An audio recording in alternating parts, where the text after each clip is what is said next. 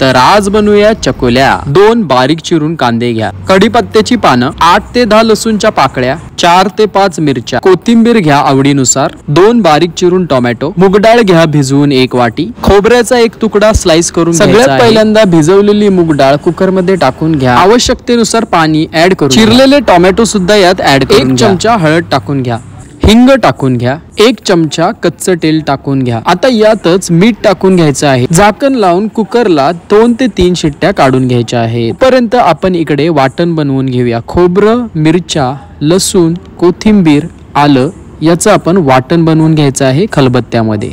आता तुम्ही बघू शकता आपलं वाटण रेडी आहे। आपलं हे वाटण आपण साधारणतः एका वाटीमध्ये काढून ठेवूया। जर तुम्हाला असं वाटत असेल आपल्या चकुल्या टेस्टी व्हाव्यात तर खलबत्त्यातच हे वाटण तयार करा। इकडे आपली मुगडाळ शिजून तयार आहे, तुम्ही बघू शकता। अशा प्रकारे घोटून घ्या। एका कढईत आपल्याला फोडणी द्यायची आहे, त्यासाठी घ्या तेल। आता कढईत तेल चांगलं तापलं की मोहरी तडकवून घ्या, जिरे टाकून घ्या आणि कढईपत्त्याला तडकवून। आता जे आपण खोबऱ्याचं वाटण केलं आहे ते पण यामध्ये टाकून घ्या। हे सगळं मिश्रण चांगल्या प्रकारे परतून घ्यायचं आहे, तुम्ही पाहू शकता।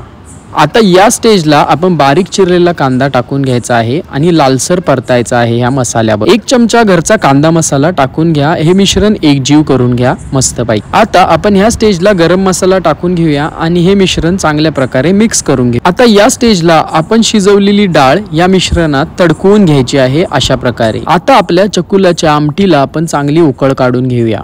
तोपर्यंत आपण इथं चपात्या लाटून घेऊया आणि तुमच्या आवडीनुसार तुम्ही आकार करू शकता। आता मी ते चौकोनी आकार केलेले आहेत, तुम्ही तुमच्या आवडीनुसार तुम्हाला जसे पाहिजेत तसे तुम्ही आकार करू शकता। आता आपल्या आमटीला चांगली उकळ आल्यावरती हे आपण केलेले आकार त्या आमटीमध्ये हळूहळू सोडून द्यायचे आहे। आता आपण केलेल्या चकोल्या या आमटीमध्ये 10 ते 15 मिनिटं चांगल्या उकळवून काढायच्या आहेत। आता हे चांगलं मिश्रण उकळल्यानंतर आपल्या चकुल्या रेडी आहेत खायला।